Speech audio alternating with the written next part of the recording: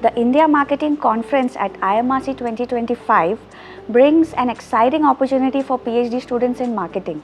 We are inviting applications for our Doctoral Consortium at IIMA, where marketing PhD students will get an opportunity to present their research and get feedback from experts, including one-on-one mentorship and a chance to win awards.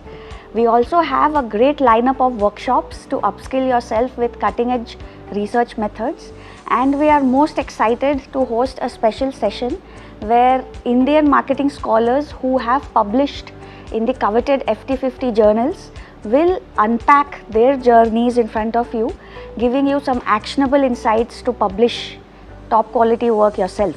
So we can't wait to see you here at IMA during IMRC 2025. Our vision of the India Marketing Conference is to nurture a community of marketing scholars where the exchange of ideas can happen freely and collaborations can happen naturally.